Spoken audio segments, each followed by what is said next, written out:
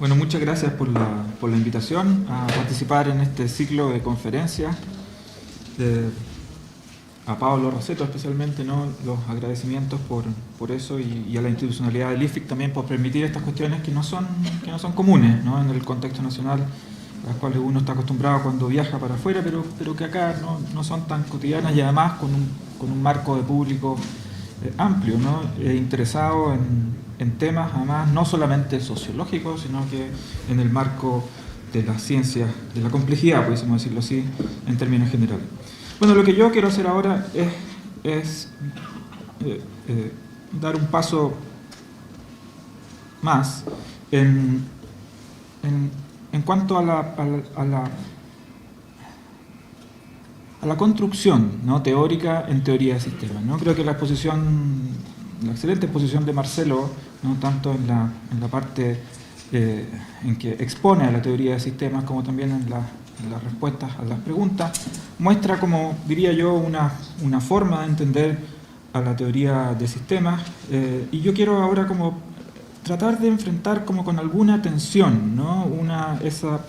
No sé si esa exposición del propio Marcelo, pero sí de algunos conceptos fundamentales al interior de la teoría de sistemas. De hecho, el título de mi trabajo se llama, ahí lo ven ustedes, ¿no? Y ese es un índice de lo que quiero exponer ahora, la incompletitud de la autopoiesis, ¿no? Lo que ya parece una paradoja en sí. Entonces, simplemente voy a ir, por eso, para que ustedes vean cómo voy avanzando en esa estructura de mi exposición. Parto esta introducción, y es la introducción a una hipótesis, ¿no?, que es la que me guía en este trabajo, que es una cosa que es más o menos clara, que en el año 1984, en el libro de Sistemas Sociales, Luhmann adopta, ¿no?, por primera vez el concepto de autopoiesis sistemáticamente. Ya, como decía Marcelo, lo había hecho en el año 82 en una discusión polémica con Habermas, en el fondo, ¿no?, para diferenciar su concepto de comunicación respecto del concepto de comunicación de Habermas en términos de acción comunicativa, ¿no? Y lo introduce cuando Luhmann lo introduce en el año 1984, el libro Sistemas Sociales, que es, diría yo, la piedra fundamental, la metateoría de sistemas, en el fondo, ¿no?, que también podría ser aplicable a otros campos, no solamente sociológicos. O sea, lo que está ahí es una lectura que es una lectura, diría yo, científicamente, en términos generales, no solo para la sociología, incluso para la sociología probablemente menos, ¿no?, necesaria, ¿no?, absolutamente necesaria, en ese libro Sistemas Sociales, donde están, como digo, los fundamentos metateóricos de la teoría de sistemas sociales. Lo introduce ahí, digo, como el concepto de autopoiesis de la comunicación, ¿no? ¿Y por qué esto es interesante? Porque antes, ¿no?, Luhmann había trabajado sin duda con el concepto de comunicación, pero no tenía un posicionamiento, el concepto de comunicación no tenía un posicionamiento sistemático, tan sistemáticamente central al interior de la teoría, y era más bien un concepto con el cual se coqueteaba, pudiésemos decirlo así, ¿no?, pero que no era un concepto fundamental central. Entonces, cuando se introduce en asociación con el concepto de autopoiesis, y eso queda como autopoiesis de la comunicación. Antes del 84 más bien había, diría yo, una orientación de Luhmann en relación a una distinción, ¿no? La arquitectura de la teoría estaba más bien tensionada, digámoslo así, hacia la distinción vivencia y acción, ¿no?, que una distinción de origen fenomenológico, husserliano, en el fondo, ¿no? Y aquí probablemente no puedo dar alguna, no respuesta, pero algunos hints, así para aquellos que preguntaban por el posicionamiento de los individuos al interior de la teoría de sistemas. Previo al año 1984, que es con la introducción del concepto de comunicación, aparecía esta distinción fundamental, que es la distinción entre vivencia y acción, ¿no?, que son dos modalidades, como dice Luhmann, ¿no?, de atribución de las personas, no de los individuos, en relación a lo que observan en el entorno, ¿no? Algo lo interpreto como vivencia o algo lo interpreto como acción. Y esa distinción entre vivencia y acción, vivencia algo interno, ¿no?, y acción algo que se ejecuta concretamente, y que tiene consecuencias en el mundo, digámoslo así. La vivencia tiene consecuencias más de conciencia. Se asocia también a la teoría de medios simbólicos, ¿no? O sea, el equivalente funcional, digámoslo así, previo a la asociación en el año 1984 entre comunicación y autopoiesis, era la asociación entre medios simbólicos y vivencia y acción, ¿no?, sin desconocer lo que justamente también señalaba Marcelo, ¿no?, que en el espíritu de la teoría de sistemas, digámoslo así, ¿no?, siempre pudo haber estado antes el concepto de comunicación, ¿no? Probablemente, si el profesor Maturana hubiese desarrollado eso antes, ¿no?, probablemente, y Luhmann lo hubiese conocido antes también, ¿no?, el concepto también habría encajado antes, ¿no? O sea, como es parte de la contingencia simplemente desde la sociedad mundial, ¿no? Que esto haya sido en el año 82-84. Yo creo que ese cambio que ejecuta Luhmann desde la distinción entre vivencia y acción a la distinción autopoiesis y comunicación le permite a Luhmann una abstracción, una alta capacidad de abstracción y un diálogo con el paradigma de la complejidad, ¿no? Eso yo creo que políticamente, en términos de posicionamiento político de la teoría, ¿no? Creo que es una cuestión muy relevante para Luhmann, ¿no? Entonces, uno no podría decir que Luhmann lo hizo por eso, sin duda, ¿no? Sin duda que hay condicionamientos científicos para que eso pueda haber sido así, ¿no? Pero que tiene ese rendimiento, la asociación entre autopoiesis y comunicación, ¿no? Lo tiene, ¿no? O sea, permitió un diálogo con el paradigma de la complejidad y por tanto permitió a Luhmann situar su teoría no solamente en el horizonte de la tradición de las teorías sociológicas o filosóficas, ¿no? Acerca de la sociedad, sino que también situarlo en un plano de teorías científicas de otro orden, ¿no? En conexión con la cibernética, con la biología, con la matemática, ¿no? Incluso con la física, pudiésemos decir. Yo diría que eso fue así, pero mi pregunta, ¿no? Y esto es como la pregunta de la hipótesis, pudiésemos decirlo así, es si esto realmente le aportó algo distinto, algo decisivamente distinto, ¿no? La introducción del concepto de autopoiesis de Luhmann, ¿no? Cuando lo introduce en su capacidad de ilustración sociológica, ¿no? Es si los teóricos sistémicos podríamos haber vivido sin el concepto de autopoiesis, teóricos sistémicos sociales en la teoría de Luhmann, y si no hubiese cambiado mucho, ¿no? Eso, ¿no? Entonces, esa es una pregunta. Para explicar este argumento, ¿no? Sigo la introducción aún, ¿no? Voy a partir en el punto 1 con la decisión teórica que Luhmann toma al introducir el concepto de autopoiesis en su teoría. Después voy a seguir con los problemas que este concepto supone para la explicación de la emergencia, ¿no? De los fenómenos sociales. En tanto, yo diría, no explica este concepto de autopoiesis la probabilización de la improbabilidad de la comunicación, ¿no? O sea, creo que cuando hablamos en comparación con otro concepto que voy a desarrollar ahí en ese punto, que es el concepto de interpenetración, ¿no? Eso me parece que es un concepto mucho más claro en términos de la explicación de la emergencia y de la interacción, de la relación de interpenetración que se produce entre las dimensiones simbólicas estabilizadas o relativamente estabilizadas en el contexto social, ¿no? Y el nivel de las vivencias y acciones y de la conciencia individual. Interpenetración entre esos dos puntos, que además es un concepto de Luhmann del año 1984 también, me parece una distinción interesante a considerar, un candidato relevante al concepto de autopoiesis también en términos explicativos de la emergencia de lo social. Y luego al final abordo la pregunta que creo que es la fundamental de mi posición por la clausura de los sistemas sociales y lo que denomino la incompletitud de su autopoiesis, ¿no? Y esto se va a observar con el concepto de irritación y en lo que voy a llamar la paradoja del código sistémico y luego una pequeña conclusión. Parto entonces por el punto 1, como siempre, que se llama el giro autopoiético, ¿no? En la teoría de Niklas Luhmann.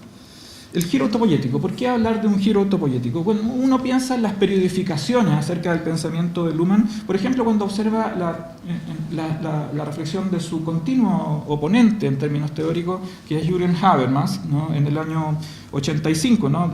Habermas escribe un artículo que se llama que de alguna manera es una respuesta a la aparición de sistemas sociales del año 1984, un texto que se llama La apropiación de la teoría del sujeto en términos de teoría de sistemas, ¿no? Lo que Habermas ve en la teoría de Luhmann es fundamentalmente una relación de continuidad, ¿no? O sea, para Habermas no pareciera haber un quiebre, ¿no? Con la introducción del concepto de autopoiesis, siempre se trató de lo mismo. En algún sentido creo que Habermas tiene razón, ¿no? Pero lo importante de eso es que en términos de análisis sociológico para Habermas no parecía hacer una diferencia. Por ejemplo, en las biografías o entrevistas que se hacen de Luhmann, ¿no? Generalmente se distingue entre una fase de construcción de fundamentos hasta el año 1984 y después una fase de construcción de la teoría de la sociedad, ¿no? Que es desde el año 1984 hasta la muerte de Luhmann, o hasta más bien la sociedad, perdón, del año 97, ¿no? Una fase de construcción de teoría de la sociedad que son más o menos todo lo que planteó Marcelo en términos de análisis de distintos sistemas funcionales. Dirk Becker, por ejemplo, otro sistémico conocido, actual, él distingue por décadas el pensamiento de Luhmann, ¿no? Dice que en los años 60 habría el desarrollo de lo que Becker llama una perspectiva incongruente, ¿no? Que es donde se construyen ciertas bases generales de teorización. En los 70 estaría caracterizada por esta disputa con Habermas por el posicionamiento más científico-político de la teoría de sistemas, ¿no? De hecho, Luhmann está un tiempo en la cátedra Adorno, ¿no? En Frankfurt, ¿no? Donde precisamente conoce a la teoría de Habermas y dice, ok, aquí esta es la teoría con la cual yo me tengo que enfrentar, con esta tengo que medirme precisamente para posicionarme en este marco, y eso estaría caracterizado en los años 60. En los años 80, dice Becker, habría una despedida de la racionalidad, ¿no? De la idea de racionalidad que había primado en la sociología, ¿no? Incluso en Habermas, y que sin duda sigue primando hasta hoy, y el reemplazo por una idea de racionalidad sistémica. Y en los años 90, ¿no? Que es la última década de Luhmann, sería aquella donde los conceptos de comunicación y evolución adquirirían una posición central. Y hay otra periodificación que es más bien como histórica, analítica por décadas, que no nos entrega algo muy sustantivo. Luhmann incluso hace él mismo una periodificación. Él distingue entre el paradigma de la teoría de sistemas de todo parte, después el sistema entorno y después la idea de sistemas autorreferenciales, ¿no? Que es donde él mismo se incluye en este tercer momento. Y Nasseh y Strichwe, dos también sistémicos contemporáneos, hacen ver que Luhmann en realidad podría incluirse tanto en ese segundo paradigma de la idea de sistema entorno como en el tercer momento, ¿no? En la teoría de sistemas autorreferenciales. La razón sería de esto que hasta el año 1984 Luhmann introduce el concepto, en el año 1984 introduce el concepto de autopoiesis, y con esto inmediatamente el concepto de comunicación, ¿no? O sea, yo diría que en todo este marco de periodificaciones pareciera ser que efectivamente, ¿no? La introducción del concepto de autopoiesis ¿no? está introduciendo una diferencia fundamental en la evolución, ¿no? Del pensamiento luhmanniano, ¿no?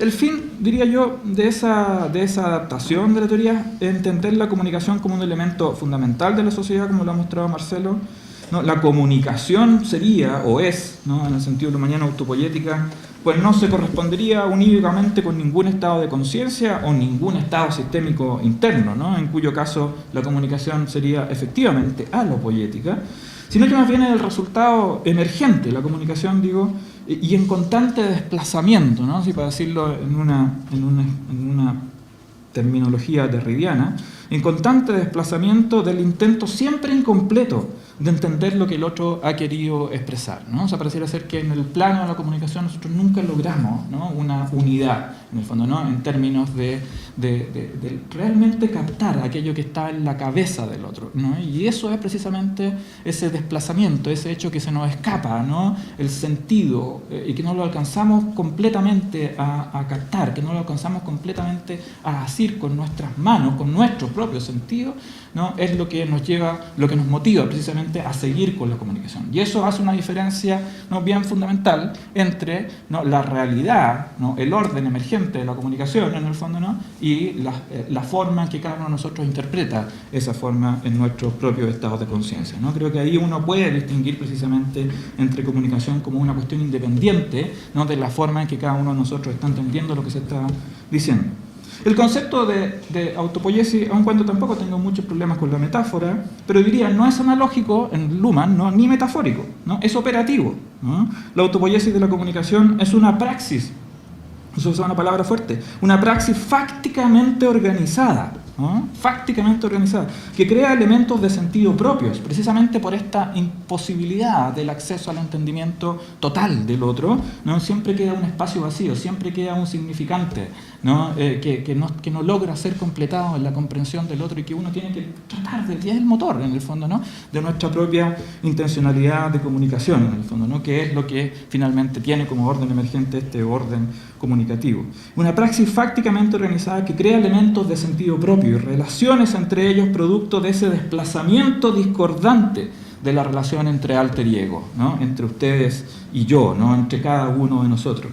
Una discordia que nunca en realidad se aquieta plenamente, ¿no? Que nunca cae en el vacío, ¿no?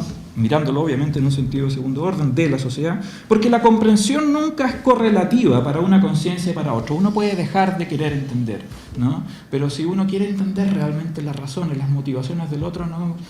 lo habríamos hecho una vez y seguiríamos conversando con esa persona todavía, en el fondo, ¿no? Porque siempre habría que tratar de captar ese sentido, siempre habría una incompletitud que no lograríamos captar. Por ello, ¿no?, la comunicación entonces continúa autorreproduciéndose para buscar una unidad que nunca llega. En ese sentido es una praxis fácticamente organizada. Yo, en general, no veo problema epistemológico, ¿no?, en la adopción y resignificación del concepto de autopoiesis de la comunicación, o incluso de la conciencia.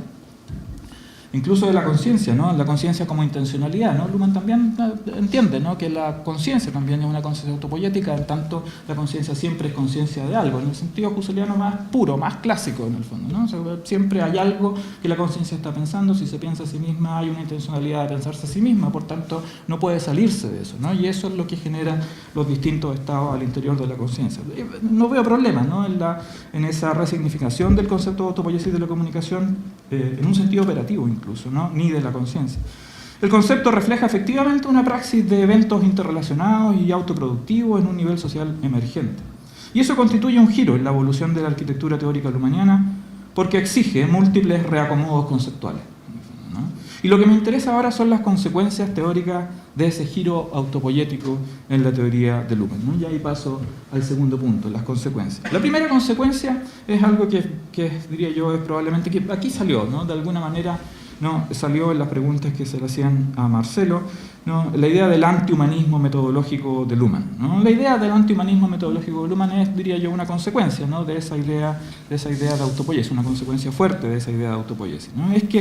Simplemente es que ningún individuo, independientemente, ¿no?, individuo en el sentido más radical del término, ¿no?, ninguno de nosotros en particular, con nuestros nombres y apellidos, carnet de identidad, ¿no?, y toda nuestra historia, ¿no?, de constitución de nosotros como personas, somos imprescindibles para la comunicación, ¿no? O sea, no lo somos, ¿no?, por mucho que uno se quiera a sí mismo, ¿no?, por mucho que uno crea que es imprescindible, las cosas siguen funcionando. Si uno no va un día, si se enferma, se muere, en el fondo, ¿no? O sea, como que si ninguno de nosotros no llega hoy día, esta cosa se habría hecho del mismo modo, ¿no? Se habría seguido presentándose de la misma manera. O sea, ningún individuo es imprescindible, en el fondo, ¿no?, en ese sentido para la comunicación.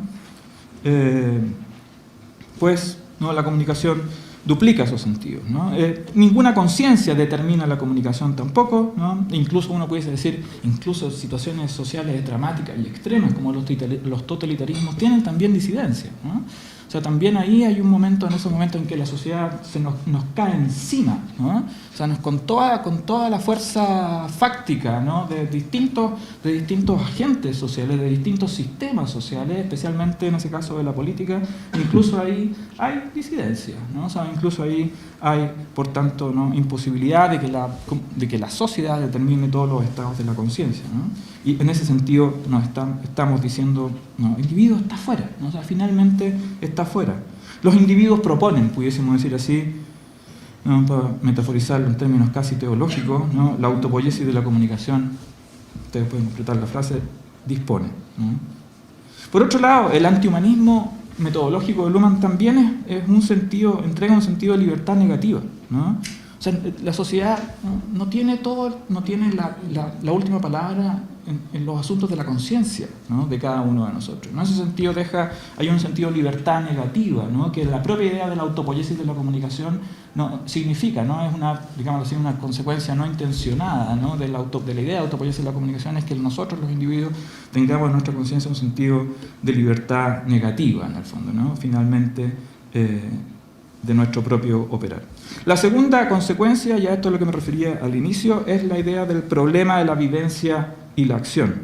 Porque si los sistemas sociales son operaciones de procesamiento selectivo, como muy bien lo había definido Marcelo, entonces hay que explicar, ¿no?, cómo la selectividad conecta operación social, ¿no?, comunicación, por tanto, medio simbólico al interior de la sociedad, estructuras sociales generalizadas y relativamente estables, con la motivación de los individuos, ¿no? O sea, la motivación de los individuos, no de cada uno de nosotros en particular, ¿no?, pero de todos nosotros en general, es fundamental para la autopoiesis de la comunicación, ¿no? Y la pregunta no es únicamente cuán motivado me siento yo por mis valores morales, sino cuánto me motiva la sociedad también a hacer determinadas cuestiones que a la sociedad, en términos de esa estructura, también le convienen, ¿no? El dinero, como ejemplo clásico, ¿no? A lo que me motiva, y casi sin darme cuenta, es precisamente que cuando quiero adquirir algo, no sé que tengo que llevar dinero o algún medio de pago, en el fondo, ¿no? Para adquirirlo. Ahí hay una motivación muy clara, en el fondo, ¿no? Que uno la subvalora como motivación, ¿no? O sea, pero es una forma de correlacionamiento entre motivación individual también y operación social de la comunicación en sistemas sociales en determinados medios simbólicos. Hasta el año 1984, esta relación entre operación de la sociedad en términos simbólicos, comunicativos, ¿no? y motivación individual, la hace el concepto de interpenetración, ¿no? El concepto de interpenetración en Luhmann que hay un capítulo dedicado entero a eso en el libro Sistemas Sociales del año 1984, que después sistemáticamente se va perdiendo. Luhmann deja de recurrir a ese concepto y más bien lo va reemplazando por el concepto de acoplamiento estructural. En el fondo, ¿no? El concepto de interpenetración supone que cada uno de los sistemas pone a disposición, ¿no? Elementos de su complejidad para establecer una interrelación con el otro sistema. Fíjense, pone a disposición elementos de su complejidad para establecer un relacionamiento, una interacción sistémica, digámoslo así, un interrelacionamiento sistémico con otro sistema. Eso no es una definición de acoplamiento estructural, ¿no? Acoplamiento estructural, el Luhmann al menos supone una relación de arreglos coevolutivos que se desenvuelven, ¿no? Mutuamente de manera coevolutiva, pero esta idea de poner a disposición elementos de la complejidad es un poco más que eso, ¿no? O sea, es un poco más que eso. Supone una cierta operatividad, ¿no? Hacia afuera, ¿no? Supone una cierta disponibilidad de un elemento mío, ¿no? Que otro sistema puede también emplear operativamente, ¿no? Eso es un punto clave, ¿no? Porque si la autopoiesis se define como red de relaciones no recursivas y todo lo que sabemos de la autopoiesis, entonces aquí pareciera haber, ¿no? Una cierta esclusa en la autopoiesis, ¿no? Hacia la utilización de algo que no es propio del sistema, ¿no? Sino que es un elemento de una complejidad externa, ¿no? Que otro sistema puede efectivamente emplear, porque otro sistema lo pone a mi disposición. Pero voy a volver sobre eso más adelante.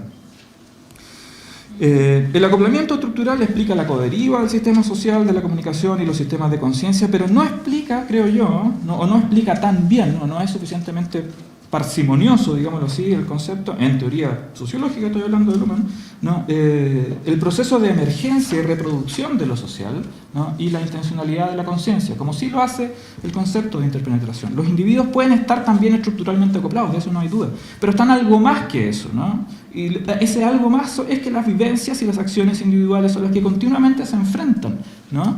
Las vivencias y acciones de cada uno en una danza de doble contingencia, ¿no? Y son aquellas las que tienen como resultado emergente la comunicación. Con lo cual las sucesivas vivencias y acciones de alter y ego, de uno y otro, tienen que ser tomadas en cuenta para producir nuevas selecciones. Cuando Luhmann traslada su centro de gravedad a la autopoiesis, el mecanismo generativo de la interpenetración de conciencia y comunicación queda oculto o infravalorado teóricamente, ¿no? Queda oculto e infravalorado teóricamente esta relación de interpenetración que se produce entre comunicación y conciencia. Y por tanto, si hay interpenetración, se abre, ¿no? La pregunta, ¿no? Que ustedes ya intuyen, ¿qué tan cerrado, ¿no? Por tanto, ¿no? ¿Qué tan autopoiético puede estar un sistema social? Paso al tercer punto, ¿no? La incompletitud de la autopoiesis. Un poco antes de esto, ¿no? Probablemente habría que decir que la teoría de sistemas sociales de Luhmann, ¿no?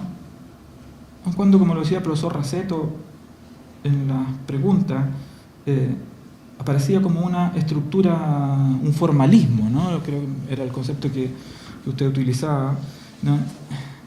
Lo interesante de esta teoría de sistemas sociales es que Luhmann nunca, ¿no? presupone la existencia de estructuras en el mundo, ¿no? O sea, la existencia de los sistemas funcionales no es un presupuesto de la teoría, ¿no?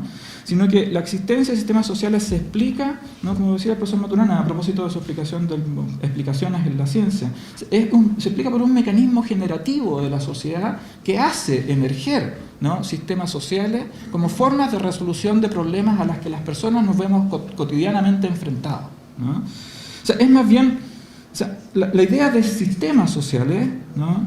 es un resultado de, ¿no?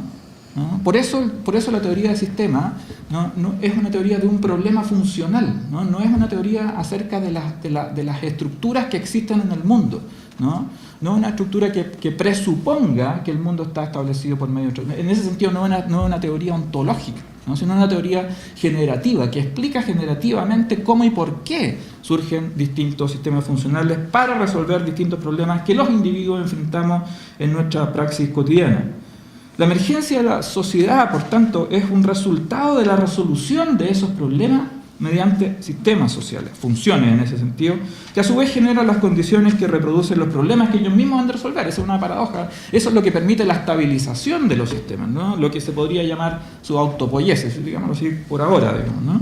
El hecho de que los sistemas generan, cuando una vez que comienzan a resolver los problemas y generan, ¿no?, estructuras para resolver esos problemas, ¿no?, ellos mismos generan las propias condiciones, ¿no?, que solo ellos mismos finalmente pueden resolver, ¿no? Eso es lo que los hace parecer tan estructuras así tan malditas, por decirlo así, ¿no? O sea, como que son impenetrables, ¿no?, frente a las cuales uno choca, que las conciencias y las protestas individuales no pueden penetrarlas en el fondo, ¿no? O sea, uno puede protestar, pero los sistemas siguen ahí, ¿no?, impávidos frente a nuestros dramas individuales, por decirlo así, ¿no? Es porque solamente ellos están llamados a resolver los problemas que ellos mismos tienen. Por ejemplo, la economía resuelve el problema de la escasez por medio de la producción de bienes que a su vez generan nuevas necesidades que reintroducen escasez en el sistema.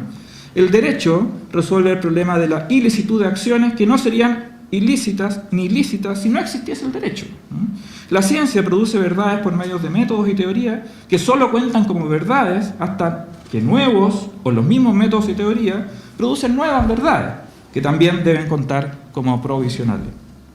O sea, cada sistema es una manifestación empírico-operativa en distintos ámbitos, ¿no?, que está asegurada de modo relativamente estable por su autorreferencialidad.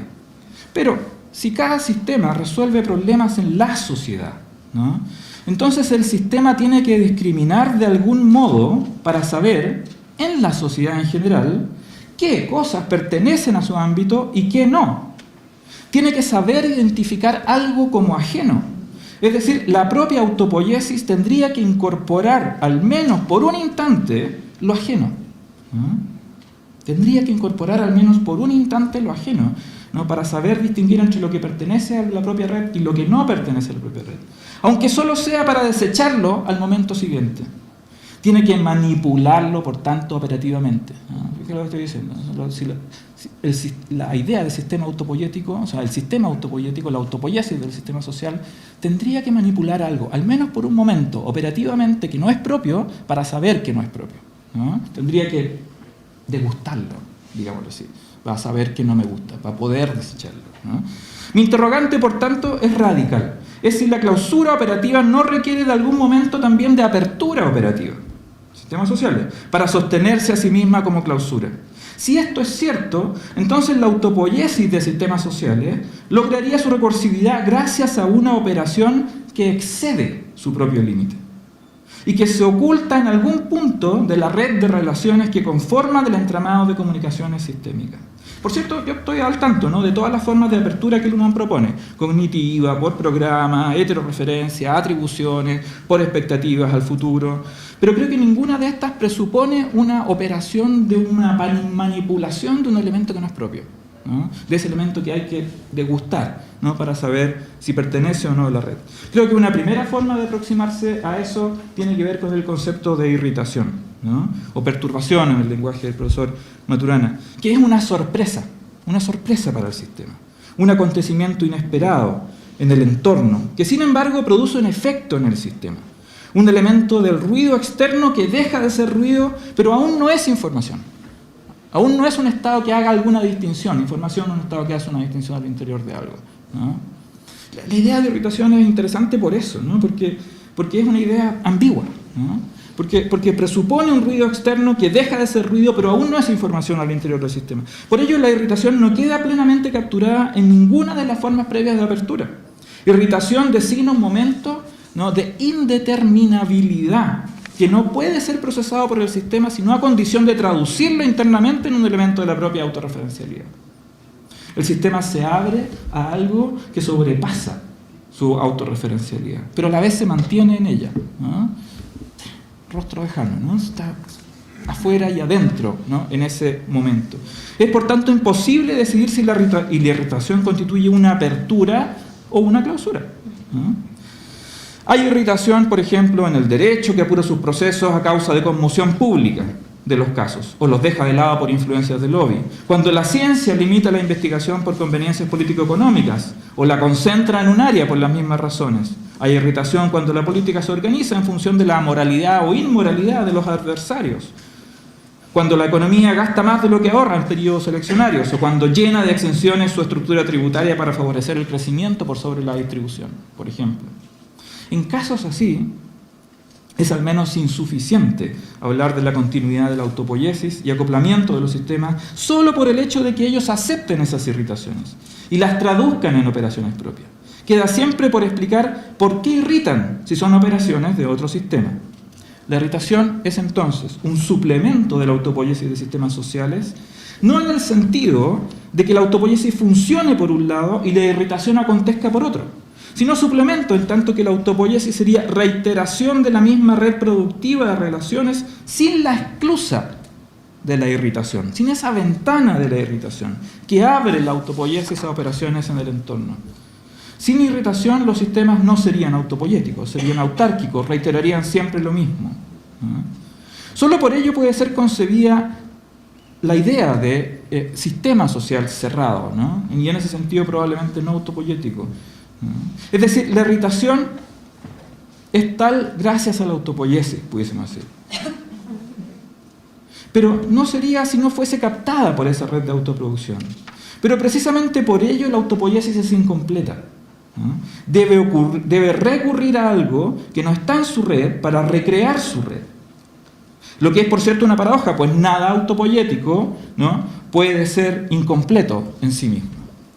En otras palabras, la irritación es un momento, ¿no?, de la autopoiesis, que en tanto suplemento la niega, ¿no?, aunque esa negación sea la que le permita continuar, ¿no? O sea, la figura que estoy tratando de hacer es la figura probablemente de la paradoja, ¿no?, en el sentido que lo que permite la autopoiesis, ¿no?, finalmente tiene que ver con una exclusa, una exclusa hacia el entorno que la misma autopoiesis no niega, pero que es fundamental para que la autopoiesis se siga produciendo.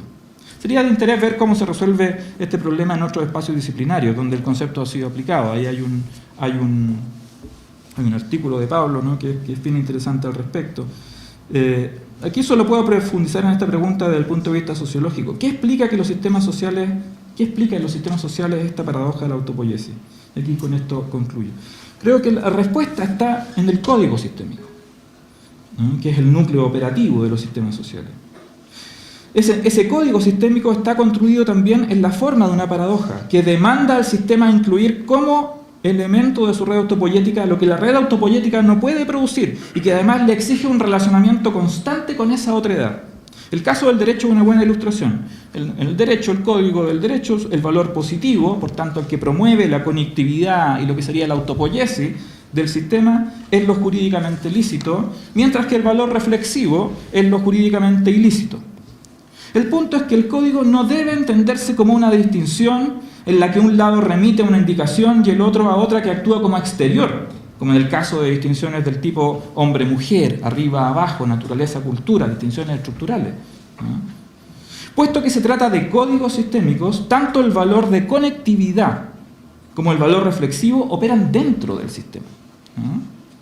Es decir, lo jurídicamente, y esto es el punto, lo jurídicamente ilícito solo es ilícito porque hay derecho. Con la famosa frase de Hobbes, donde no hay ley, no hay injusticia. Lo jurídicamente ilícito se hace parte del derecho, ¿no? Fíjense, ¿no? Lo ilícito es parte del derecho, ¿no? Algo que no es jurídico es parte del derecho, ¿no? Aun cuando la conectividad del sistema, ¿no?, sea asegurada por lo jurídicamente lícito. Dicho de otro modo, el valor positivo tiene una superioridad operativa sobre el valor reflexivo precisamente porque estabiliza la autopoiesis del sistema. Pero la paradoja es que al interior de la red de conectividad autoproducida por el valor positivo se encuentra el valor reflexivo, el valor negativo, la negación del sistema, como exclusa hacia el exterior de la red autopoiética. Es esta exclusa hacia el exterior lo que permite a la autopoiesis del sistema ejercer un continuo fitness, ¿no?, con ese entorno. En cuanto hace posible la reacción del derecho, por ejemplo, a otras operaciones. Esta ilustración se puede replicar para otros sistemas, en el fondo, ¿no? En la economía, la ausencia de pago es crucial, ¿no?, al interior de la red de pago. En el criterio falsacionista de la ciencia actual, la no verdad, por ejemplo, ¿no?, es mucho más común que la verdad, habida cuenta de todas las hipótesis desechadas, los experimentos fallidos y las teorías superadas por nuevas teorías. Es decir, no es que no exista autoproducción en los sistemas sociales, es que esa autoproducción no es una red puramente cerrada, en tanto incluye en su interior una cláusula de negación, por tanto de apertura operativa a la contingencia e indeterminación, que es la que permite no solo reproducir los elementos, ¿no?, y relaciones del sistema, sino también crear lo nuevo para un continuo fitness con el entorno. Sin esa cláusula de negación, el sistema no podría ser irritado por el entorno. Se mantendría en una regresión infinita, no creativa, no poética. La autopoiesis es entonces incompleta, requiere de momentos de negación. Concluyo. Me parece que buena parte de los problemas de la sociedad moderna, especialmente en las últimas décadas, pueden explicarse por una sobreconectividad de la autopoiesis sistémica, que reprime la función de apertura del valor reflexivo del código e impide un mínimo de interpunción necesaria para reacciones mutuamente adaptativas. La pregunta es, ¿qué significa esa sobreconectividad de la autopoiesis? Probablemente no haya una salida, ¿no?, para esos problemas de la sociedad moderna, y probablemente tampoco tenga por qué haberla, ¿no? Pero por lo analizado hasta aquí, el problema no es que se pierda la libertad moral del ser humano por la exclusión metodológica de los individuos de la sociedad.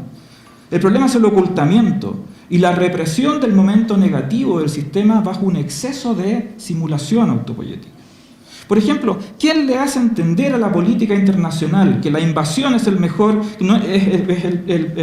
mecanismo para continuar con la guerra y no para acabarla, ¿no? Exceso de autopoiesis de la política internacional. ¿Quién le puede decir a las finanzas modernas que multiplicar los riesgos en nuevos valores, luego juntarlos en un CDO, securitizarlos y reasegurarlos, solo aumenta el riesgo generalizado y no lo disminuye, ¿no? Sobreconectividad de la autopoiesis del sistema financiero. ¿Quién puede informar a los pedagogos, ¿no?, que llenar de técnicas y mediciones y actividades a los profesores les impide precisamente cumplir con su función de educar, ¿no? Sobreconectividad de la educación. Probablemente lo que en estos casos haga falta recordar es que la autopoiesis es incompleta y que la fisura se instituye y suplementa. Esa incompletitud tiene que quedar libre de cualquier momento de determinación para que abra a los sistemas a la incertidumbre y les permita creatividad adaptativa mutua. De otro modo, la autopoiesis puede ocultar demasiado bien sus vacíos, tanto que ha convencido a muchos de su perfecta completitud. Muchas gracias.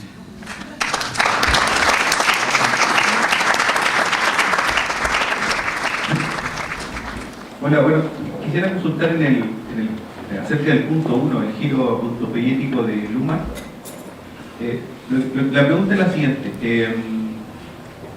Llama la atención de cómo el sociólogo adopta un concepto biológico que viene de, digamos, de evidenciar ciertos comportamientos moleculares, como se habló en un día anterior. Entonces la pregunta es, ¿qué condiciones existían en Alemania para que Luhmann haya generado un encadenamiento de reflexiones y haya adoptado el concepto de autopoiesis? Esa es la pregunta. Llama la atención porque ahí hay un gesto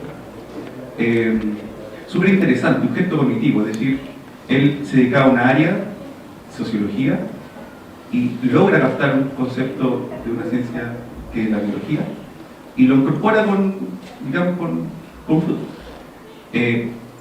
Entonces esa es la primera pregunta, y la segunda es ¿qué impacto tiene eso, por ejemplo, en el currículum alemán? En el sentido de que ahí hay una suerte de superación de una configuración estructural, por ejemplo, de los colegios llamados científicos y humanistas, que hacen la diferencia en Chile. Entonces la pregunta es que si Alemania logra superar eso mediante ese acto de Luhmann, digamos, de decir, bueno, acá hay una se puede trabajar, digamos, en varias disciplinas y si logra impactar en el currículum, digamos, en la manera de ver al ser humano. Es una pregunta de sociología del conocimiento, ¿no? O sea, como, creo. ¿Qué pasa en Alemania? Yo creo que es un poco lo que pasa en Europa, ¿no? O sea, como que no me atrevería a establecer una diferenciación. Lo que pasa en el año 68, ¿no? Lo que pasa con la reforma universitaria también de esos años, ¿no? Que abre precisamente a transformar la universidad alemana en algo más interdisciplinario, ¿no? y a la eliminación de estos compartimentos estancos que son tradicionales en el fondo, ¿no? En la academia alemana. La integración, la Universidad de Bielefeld, donde Luhmann se fue a trabajar, es un producto precisamente de ese periodo de transformaciones sociales que se produce a fines de los años 60, ¿no? O sea, como una motivación mucho más interdisciplinaria. La pregunta por qué llegó eso a la sociología probablemente simplemente tenga que ver con figuras, ¿no? Le tocó a Luhmann, ¿no? Si no hubiese sido él, probablemente habría sido otro, ¿no? Si confiamos en la idea que el propio Luhmann desarrolló, del desarrollo científico en el fondo, ¿no? Y de la exploración que se produce en ese campo. Respecto del impacto en Alemania, sí, no, o sea, y en Chile tampoco, digamos, ¿no? O sea, entre los currículums o cosas por el estilo, ¿no? El concepto de autopoiesis no ha tenido un impacto que, digámoslo así, transformador de la forma en que entendemos, o estoy hablando operativamente, ¿no? Probablemente en términos de los discursos sí puede hacerlo, pero en términos de pedagogía las cosas probablemente siguen igual como hace 40 años, antes de que el concepto naciera, ¿no? O muy similares, ¿no? Ya en Alemania tampoco, no cambia. Ahora si la pregunta es, y ahí no entendí muy bien, por la teoría de sistemas en Alemania, bueno, eso sí, ¿no? Eso sí que ha tenido impacto y el centro ya no deja de ser Bielefeld, ¿no? Y se transforma en un espacio. El desarrollo de la teoría de sistemas está desplegada en muchos campos, ¿no? O sea, en muchos ámbitos, donde la diáspora, ¿no? Sistémica ha salido, y uno de esos campos, yo diría, bien relevante a nivel global es Chile. La idea, voy a tratar de hacer una pregunta corta y contingente respecto a nuestra realidad nacional. La idea de esta propuesta de observatorio judicial en el marco del derecho en Chile sería una muestra de esta ineficacia de este concepto de autodeterminación de un poder, por ejemplo, y la necesidad de que otro intervenga, de que no se pueda estructurar y resolver en su operacionalidad solo. Pero segundo, ¿cómo también se enfrenta a esto? Si sería eso, perdón, lo primero, una muestra, una evidencia de esta propuesta de incompletitud, y cómo se enfrentaría eso también a la idea de autopoiesis como en realidad una relación individuo-nicho o sistema-nicho de esa unidad, que también conlleva la idea de que depende del individuo de su contexto. Bueno, primero, diferenciar entre la propuesta académica de eso y la forma en que eso se politiza, creo que es un buen ejemplo, ¿no? Y la propuesta académica es precisamente una propuesta que se hace en mi escuela por el colega que está al lado de mi oficina, ¿no? La propuesta de un observatorio judicial, por eso lo digo. O sea, quiero diferenciar eso entre esos dos puntos. Y que creo que el ejemplo es interesante. El punto es interesante precisamente porque la propuesta de observatorio judicial es una propuesta que existe en muchas partes del mundo, en el fondo, ¿no? O sea, como un observatorio de construcción de información acerca de un sistema, y no solamente judicial, de la infancia, ¿no? De otros. Como si ustedes buscan en internet observatorios, van a encontrar observatorios de cualquier cuestión, ¿no? Observatorios también seguramente, ¿no? O sea, como que está plagado de ese tipo de cosas, ¿no? O sea, no hay nada anormal en eso en términos de sistematización de información, de procesamiento de datos y de construcción, ¿no? de un conocimiento, ¿no? Que es lo que hace la ciencia, en el fondo, ¿no? A partir de eso. Pero interesante es eso, ¿no? De cómo se vincula con las intencionalidades o con las intencionalidades políticas de un determinado momento, ¿no? De comunicación política, ¿no? Porque claro, esa idea del observatorio judicial, ¿no? Ahora ya no se puede, de ahora en adelante en Chile no se va a poder hablar de observatorio, ¿no? Porque va a estar asociado a esta propuesta, ¿no? De un control del sistema político sobre, ¿no? La autonomía del sistema judicial, sobre condiciones fundamentales de la autonomía del sistema judicial, que tiene que ver con la independencia de los jueces, en el fondo, ¿no? Un rol, no de las personas estrictamente, sino de un rol. En ese contexto electoral, ¿no? Entonces la noción de observatorio se politiza, ¿no? se toma como una forma de control, ¿no? Se significa, ¿no? De esa manera, se designifica, ¿no? Significante vacío, ¿no? Incompletitud de la autopoiesis, ¿no? O sea, en otros espacios se significa de otra manera, se resignifica en términos de un control de las decisiones de los jueces, en el fondo, ¿no? Se relaciona, ¿no? Recordemos que autopoiesis y recursión en el fondo no tiene que ver con la conexión con operaciones pasadas y operaciones futuras, no en un presente que es efímero, con cosas que había hecho antes el ex ministro de Justicia, ¿cómo se llama? Teodoro Rivera, ¿no? Que también tenía una perspectiva similar en cuanto a la crítica de los jueces y en cuanto a que estaban siendo muy garantistas en el fondo, ¿no? O sea, quiero decir, la politización de esa comunicación, ¿no? Hace que esta idea de observatorio se transforme en una cosa que no tiene absolutamente nada que ver con la incompletitud de la autopoiesis, sino que es precisamente probablemente lo contrario, que son procesos de desdiferenciación sistémica, ¿no? Que no son procesos de interpenetración en que un sistema pone a disposición su complejidad, ¿no? Para que opere coevolutivamente, digámoslo así, con otro, sino que es cuando un sistema, ¿no? Impone su complejidad, ¿no? Establece su complejidad, ¿no? Como un elemento operativo de la complejidad de otro sistema, ¿no? Y esos son procesos de desdiferenciación sistémica, ¿no? Procesos de, no quiero decir intervención porque ese concepto tiene una connotación distinta al interior de la teoría de sistemas, pero sí de desdiferenciación, en el fondo, ¿no? Cuando elimino esa idea, ¿no? Claro, no es en ese sentido incompletitud, ¿no? La idea de incompletitud, ¿no? Está, como digo, más bien asociada a esa necesidad que tienen los sistemas de diferenciar entre lo que no es propio y lo que es propio, ¿no? Y para eso tienen que manipular, ¿no? Operativamente algo que no lo es, ¿no? Y para poder desecharlo, ¿no? Pero eso es el ejemplo que usted da, es un ejemplo de desdiferenciación. Yo no sé si es de desdiferenciación, pero también quería plantear una reflexión quizás inversa a la de la emergencia del sistema, porque quería saber si llevamos el concepto de irritabilidad hacia lo radical, ¿no? Si podría un sistema extinguirse producto de la irritabilidad, porque me imagino que los problemas sociales que dan origen a los sistemas no han sido siempre los mismos, ¿no? Y hay algunos problemas sociales que han desaparecido. Y me parece que Luhmann no describe, porque quizás no hace una revisión, o sea, no se centra en un análisis histórico, me parece que no describe un sistema que haya desaparecido. No sé. Sí, procesos de submergencia, pudiésemos decir eso, de disolución sistémica. Cuando uno a ver, como creo que hay dos formas de enfrentar eso, ¿no? Una es pensar en qué tipo, en modelos de grandes modelos de diferenciación social, ¿no? O sea, como que ahora predomina la diferenciación funcional, en el fondo. En otro momento predominó la diferenciación estratificatoria, ¿no? Estructuras coloniales latinoamericanas, estructuras del medioevo europeo, estratificación europea de la Edad Media, en el fondo.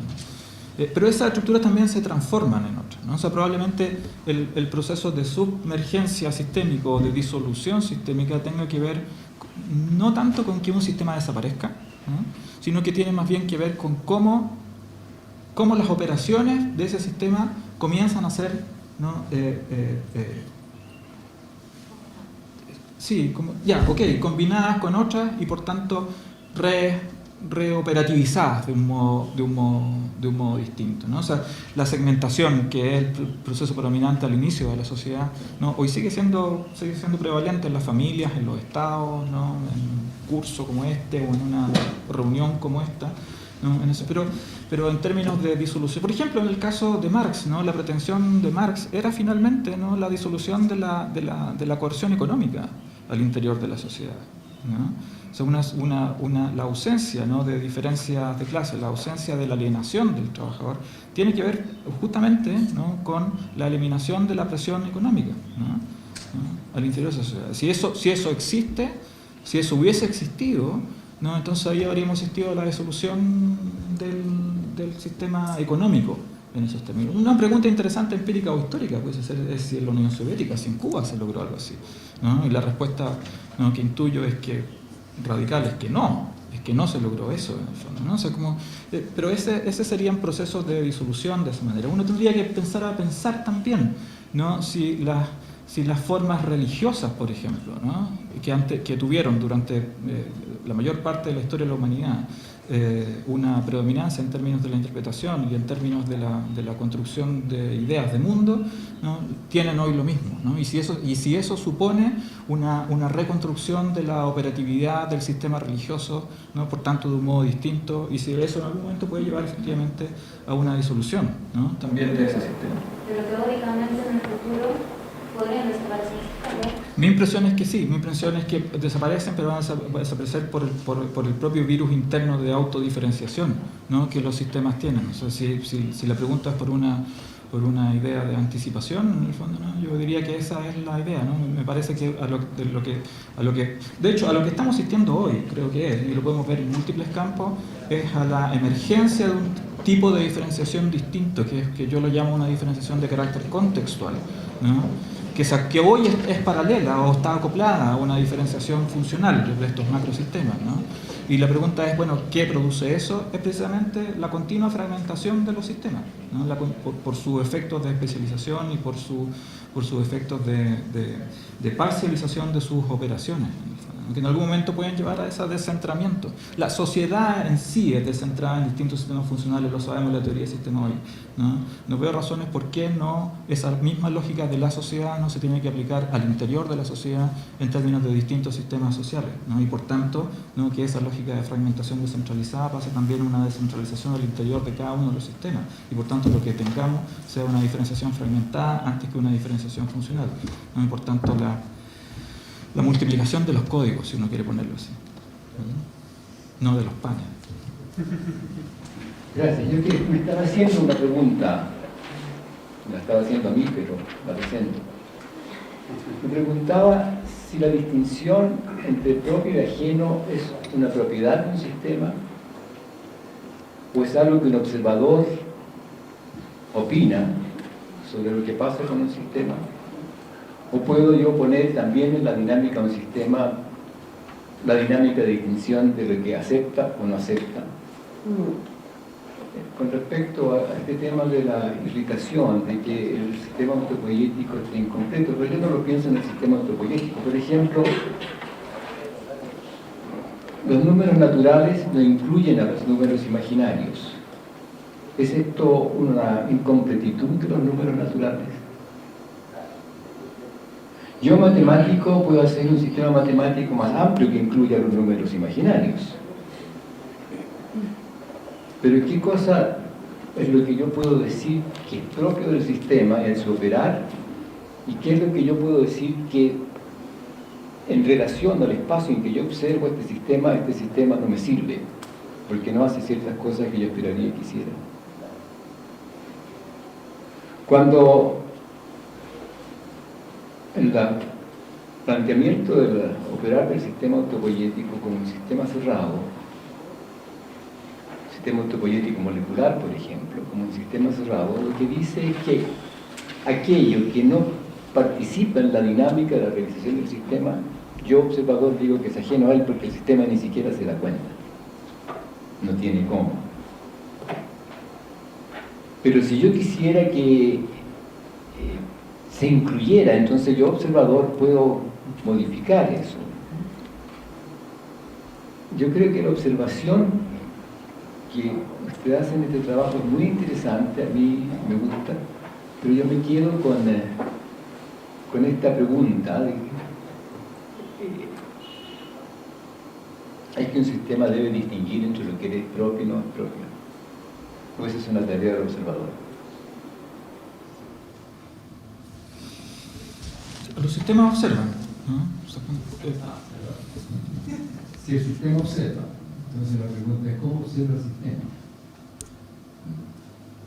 Sí, lo que quería decir es que los sistemas observan, ¿no? Y en el caso de Luhmann se distingue entre dos niveles o tipos de observación, una de primer orden y una de segundo orden, ¿no? La de primer orden es la observación del sistema en relación a sus operaciones o a su entorno, digámoslo así, y la observación de segundo orden es aquella que observa las observaciones, ¿no? O sea, cuando usted dice si la distinción entre lo propio y ajeno es una propiedad del sistema o si es una propiedad más bien del observador, ¿no? Uno pudiese decir, bueno, como en última instancia se trata de una observación del observador, en este caso de la sociología, en el fondo, ¿no?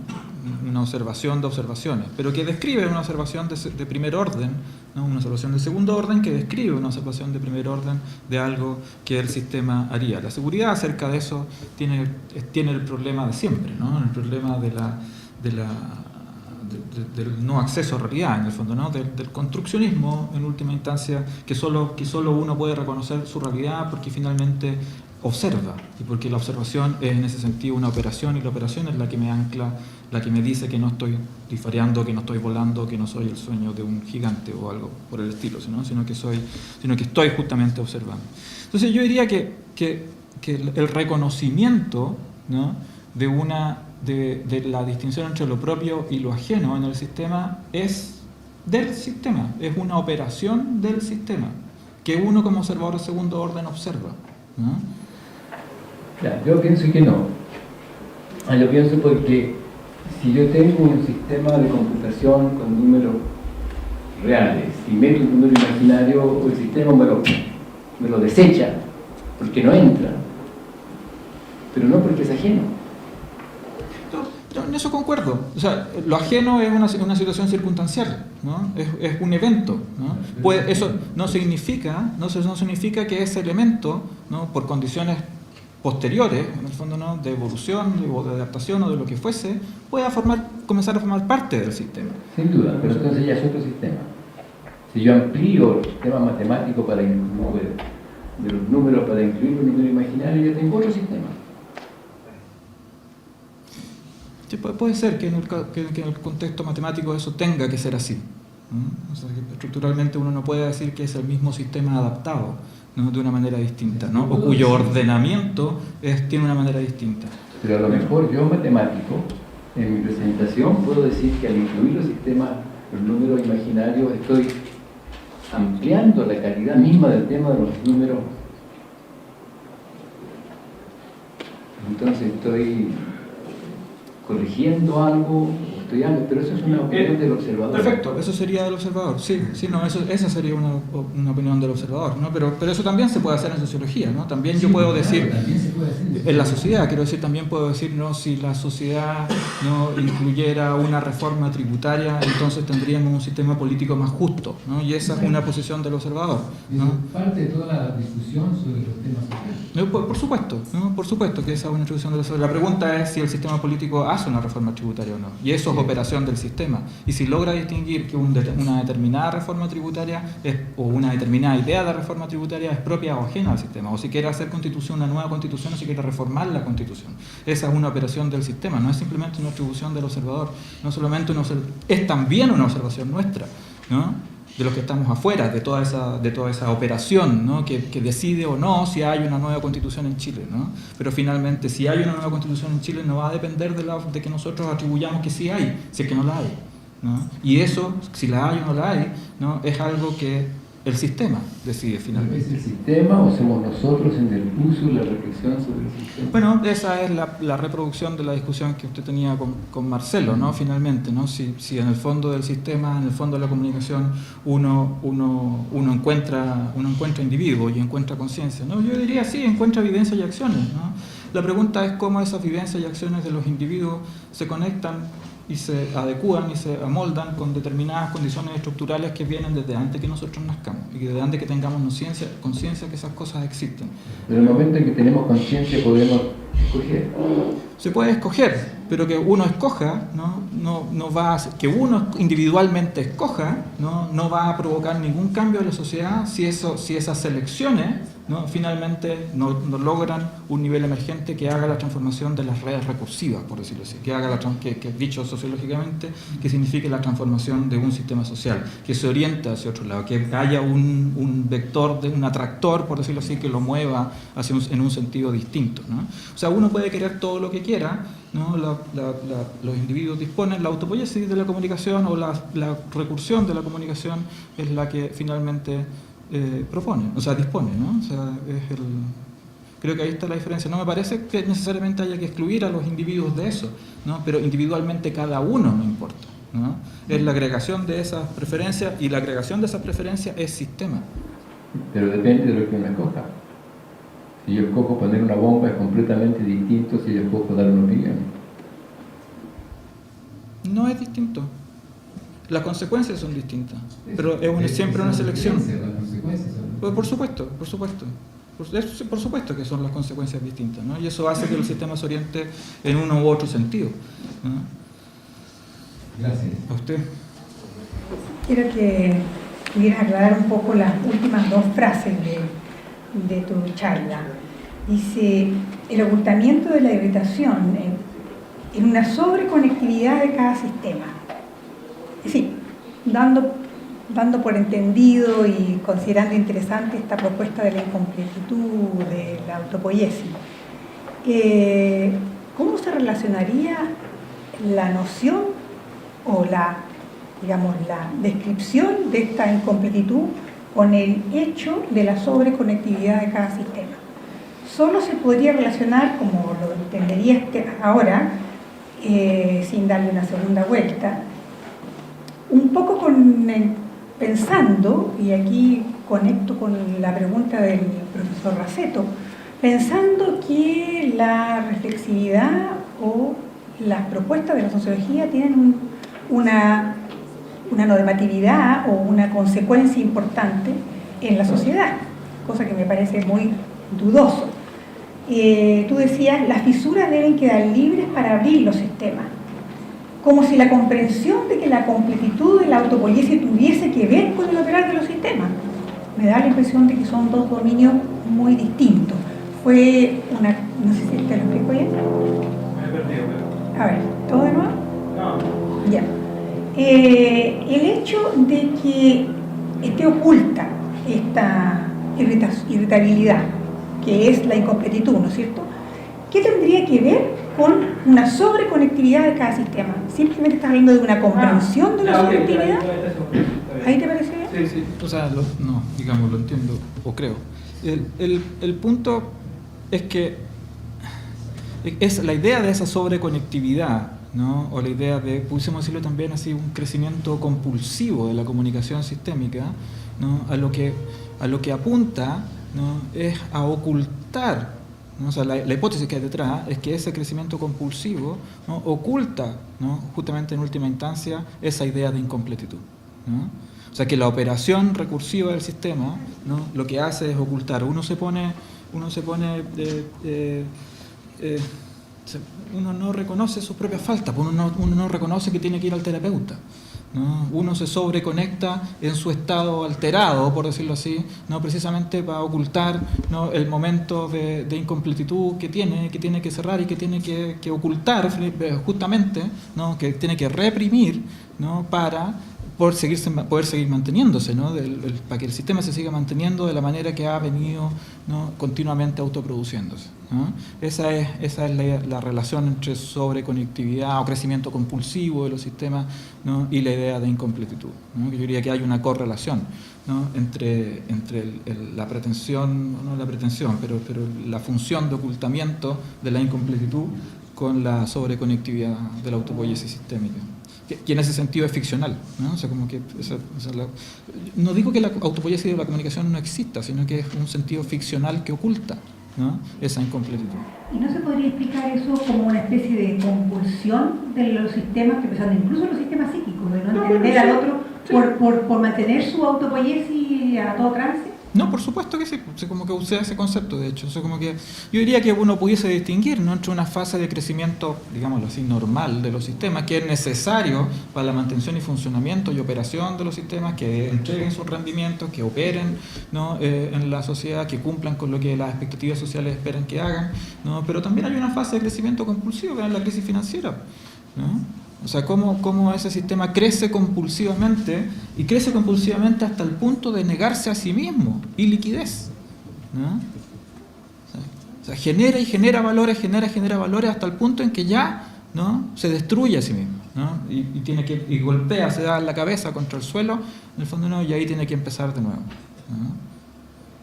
Y disolución sistémica, quizás, ¿no? Ahí hay un momento, ¿no? de ese momento de hit the bottom, ¿no? O sea, que es el momento en que uno se azota, ¿no? La cabeza contra el suelo, en el fondo, no, en el momento en que digo, desde ahora en adelante voy a cambiar, ¿no? Hasta que el crecimiento normal se pasa a un crecimiento compulsivo, ¿no? Y uno comete el mismo error, ¿no? Que lo llevó a la terapia 10 años antes, ¿no? O sea, eso. No estoy hablando de experiencias personales. Yo tenía un comentario o pregunta a propósito del ejemplo matemático de Humberto, que quizás podría servir de metáfora para algo más concreto. Es que cuando uno piensa en los sistemas numéricos o quiere extenderlo, como decía Humberto, a los complejos, normalmente eso no ocurre porque es martes, ya entonces jueves hoy. Entonces por eso extendemos el sistema, sino que normalmente hay una especie de carrera en pos de la completitud. Y eventualmente hay criterios de completitud que tienen un cierto ribete en activo, porque en el dominio en que uno estaba, uno hace cosas, o manipula, o hay procesos. Entonces hay una búsqueda de una completitud respecto a los resultados de los procesos. Puede ser, por ejemplo, un proceso, podemos querer a lo mejor incluir los objetos límites de ciertos procesos. Y en un ámbito humanista podría ser, por ejemplo, incluir los objetos míticos, que a veces son objetos límites. Entonces me parece que eso podría tener una cierta relevancia metafórica respecto a esta problemática de la incompletitud. Y hay varios criterios, hay variados criterios de completitud dependiendo de los procesos en los que uno se interesa.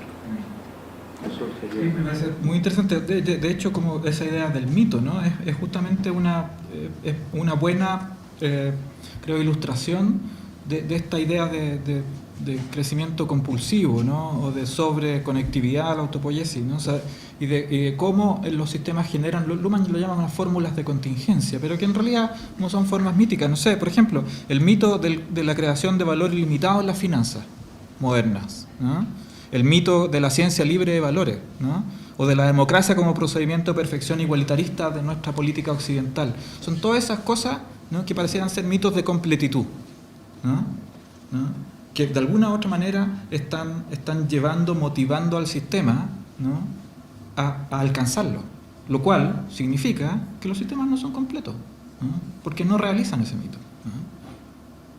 Que no son cerrados, que no son totalmente operativamente cerrados, que hay algo que tienen que tener para buscar en el entorno, ¿no? esas mismas formas, ¿no? Esas mismas formas que los completarían, ¿no? Y probablemente gracias a la no completitud, gracias de los propios sistemas, gracias a la no posibilidad de autoproducción de los propios elementos, de la posibilidad cerrada de no autoproducción de los propios elementos, es que las cosas pueden cambiar. Bueno, mi pregunta va en general, tú puedes terminar una pregunta más teórica y otra más de tradición sociológica, primero partiendo por lo que usted decía de motivación y sociedad, ¿cierto? Que en realidad la motivación de los individuos, la sociedad plantea posibles soluciones a posibles problemas, o problemas concretos, ¿cierto? Entonces, mi idea es la siguiente, que la pregunta la voy a ir aclarando, y la pregunta es ¿qué pasa cuando el problema, ya, que tienen los individuos a través de su motivación, vaya más allá de las posibles soluciones aceptables que la propia sociedad entrega, o son más inaceptables todavía? Mis ejemplos son los siguientes, y que son a nivel mundial, problemas a nivel mundial como el narcotráfico, la trata de blancas, la esclavitud o las redes de pedofilia. Hay un problema, o sea, el acceso a esos servicios, ¿ya? Que paradójicamente la sociedad condena, pero la propia sociedad con sus comunicaciones permite que ocurra. Entonces, mis dos preguntas son las siguientes. ¿Cómo usted ve la sobreconectividad, por ejemplo, del derecho para asir y juzgar al final ese tipo de prácticas, ¿ya? Y lo otro, en la tradición sociológica, ¿cómo vería esa relación entre motivación y sociedad y paradójicamente lo que la sociedad, entre comillas, condena y al mismo tiempo permite? Porque la pedofilia no es fuera de la sociedad, el narcotráfico tampoco, desde entendido sistémico. ¿Cómo la teoría se separaría de la explicación de la clásica teoría de la anomia al final? Que la sociedad establece las normas y lo que el individuo, su motivación, cuando no sigue esas normas, ya no. Esas dos preguntas. Sí, yo diría que cuestiones como la pedofilia, el terrorismo, ¿no? O sea, son probablemente las más motivantes de todas, ¿no? O sea, precisamente porque son las que la sociedad prohíbe, ¿no? En términos, o deslegitima, ¿no? En términos de derecho universal. Entonces la superación de la barrera, ¿no? Primero moral, que es más fácil de superar, ¿no? Y después, ¿no? La barrera jurídica, ¿no? Que tiene consecuencias, ¿no? Siempre, o puede no tenerlas también, ¿no? Requiere de una alta motivación, ¿no? El delito requiere de una alta motivación, ¿no? O sea, como probablemente ninguno de nosotros nos hemos sentido alguna vez motivados, ¿no? O sea, como a cometer delito. Quizás sí, en algunos momentos, ¿no? Y en esos momentos la motivación tiene que haber sido terriblemente fuerte, ¿no? Dramáticamente fuerte, ¿no? Pero por cierto, ¿no? Ahí viene la pregunta. O sea, es interesante el punto, ¿no? Que la sociedad prohíbe y a la vez permite, ¿no? Como tú lo decías, ¿no? O sea, yo creo que ahí hay claramente en lo prohibido tiene que haber una motivación mucho más potente precisamente para que esas condiciones puedan ser posibles, ¿no? O sea, motivación en ese sentido no lo estoy poniendo en un sentido moral, en el fondo, ¿no? De que las motivaciones sean buenas de participar de la sociedad, ¿no? O sea, el dinero motiva a comprarle un regalo a la hija y a la señora, ¿no? Para Navidad o para su cumpleaños, ¿no? Pero también motiva a comprar sexo con niños menores, ¿no? o a cualquier tipo de corrupción política, ¿no? o de compra de decisiones jurídicas o cosas así. O sea, motiva a todo eso, ¿no? Tiene un poder motivante terrible, ¿no? También lo tiene el amor, sin duda, ¿no? O sea, como que todos los medios simbólicos logran eso, ¿no? Ese es lo que está en el centro de la relación entre motivación y selección social, ¿no? Porque los medios simbólicos logran, ¿no? esa motivación así como casi automática, ¿no? Que uno no la ve, pero uno la entiende obvia, ¿no? Que en el fondo no tiene que amar, ¿no? En el contexto en que tiene que hacerlo, no aquí, por ejemplo, ¿no? Pero si llego a mi casa como que y veo a mi hija, entonces claramente, ¿no? Me instalo en otro registro, ¿no? En otro dominio, en el fondo, ¿no? En otro contexto, y me motivo a otra cosa, ¿no? Y eso me parece obvio, pero lo que opera detrás de eso en términos sociales es que ahí, ¿no? Uno entra a la casa y comienza a operar otro medio, aun cuando uno no quiera a su señora, no quiera a su hija, digamos, ¿no? O sea, opera el valor reflexivo del código en ese caso, ¿no? Y eso es motivación a otra cosa, ¿no? Que es justamente, ¿no? La negación del medio simbólico, ¿no? O la indicación del valor negativo del medio simbólico, ¿no? Indica como la incompletitud precisamente también del amor, ¿no? De que requiere el desamor para sentirse como tal, ¿no? Y eso está dentro del amor también. O sea, motivación en ese sentido no es una fórmula moral, no, en ningún caso, ¿no? Es que motiva a una u otra cosa. Y en relación al derecho, que es la otra pregunta, ¿qué capacidad tiene el derecho? En el Estado-Nación la tiene relativamente, ¿no? Y eso significa que en el contexto de sociedad mundial probablemente la tenga menos, ¿no? O sea, la relación de motivación entre derecho y conducta es menor. O sea, uno se siente, comillas, motivado a pagarle las cotizaciones previsionales a sus empleados, ¿no? Uno lo hace en periodos de normalidad. Pero si viene una crisis económica, lo primero que uno va a pensar, si es un empresario, es mejor no se las pago este mes, ¿no? Veamos cómo nos va. ¿Y cómo se ve eso de la liquidación anónima? ¿Cómo se diferenciaría la ley de sistemas de esa salida fácil de norma anónima?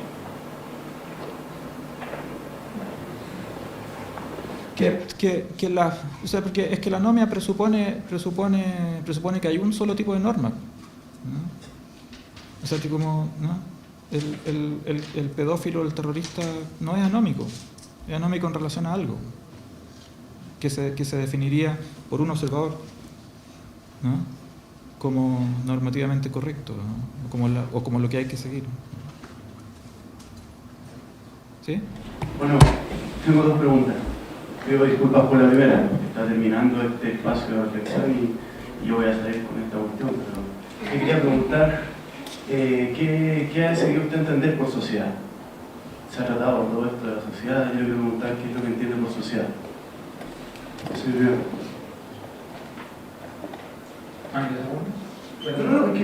Por favor, si me puede responder esa para yo después la segunda. No sé, no tendría una definición distinta a la que da Luhmann, ¿no? O sea, pero, a ver, como el concepto de lo social es el concepto de la comunicación, ¿no? El concepto de sociedad es un concepto de unidad de diferencias, ¿no? de unidad de diferencia entre sistemas sociales, entre formas de diferenciación segmentaria, estratificada, centro-periferia, diferencial. O sea, es una definición expuesta desde el paradigma sistémico. ¿Perdón? Sí o sí es una definición expuesta desde el paradigma sistémico. Ah, de todas maneras. Es que ahora viene mi segunda pregunta, por lo tanto, la comunicación está segmentada. Yo me he autoconvencido de que en una sala de clases con 50 alumnos el conductismo es muy difícil, sea lo que sea que entendamos por eso. Pero en una sala donde está un profesor y 2 alumnos, el conductismo es muy difícil. Siento que mi segunda pregunta es, ¿se puede entender una visión del paradigma sistémico como explicación del fenómeno social en ausencia del modelo racional burocrático? ¿Es posible? ¿Por qué hago esta pregunta? Antes de esperar su respuesta. Porque la comunicación se da de muchas formas y el fenómeno burocrático nos ha impersonalizado de una manera bastante grotesca. Yo entiendo la comunicación como una cuestión afectiva, pero las cosas impersonales, el papel y todo eso, de repente lo hacen entender como unas cuestiones más racionales, como cuestiones más de información, emisor, mensaje, receptor. Entonces hago esta pregunta porque al parecer el paradigma sistémico como explicación del fenómeno social parece hablar de comunicación, pero parece no distinguir los tipos de comunicación. Eso es lo que siento yo. Sí, distingue tipo de comunicación, pero hay una como concepción más sustantiva, así que ese concepto pudiese ser aplicable en teoría de sistemas, de comunicación como superación de la doble contingencia, ¿no? Y como por tanto como emergencia, y como un poco yo he tratado de tensionarlo hacia allá, relación de motivación y medios simbólicos en el fondo, ¿no? Y constelaciones simbólicas en términos generales, y eso le da un sentido como más sustantivo, y ahí uno puede diferenciar entre distintos tipos de comunicación, pero la idea es diferenciar una idea abstracta. Ahora, respecto de la burocracia sigue siendo comunicación, lo que pasa es que es otro tipo nada más de comunicación, ¿no? O sea, sigue siendo sin duda comunicación, ¿no? De comunicación si uno tiene una matriz más habermasiana, por ejemplo, no podría decir que la burocracia significa una colonización del mundo del espacio político administrativo, en el espacio del mundo de la vida, ¿no? Y cosas por el estilo. Eso es posible también decirlo dentro de la sociología, ¿no?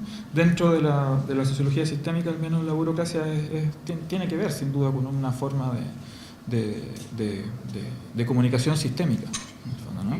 Y que sí, puede ser que no sé cómo lo llama usted, deshumanice o algo así, ¿no? Sí, porque uno no es humano en esas relaciones, o sea, cuando le piden el carnet de identidad y no le preguntan si vivía está contento, feliz, triste, ¿no? Apenado, ¿no? Entonces, como que ya, está bien, no hay deshumanización, ¿no? O sea, pero la sociedad sería probablemente imposible si no existiera la burocracia. La burocracia es lo bueno que tiene, ¿no? Que se dice poco, es que descarga, ¿no?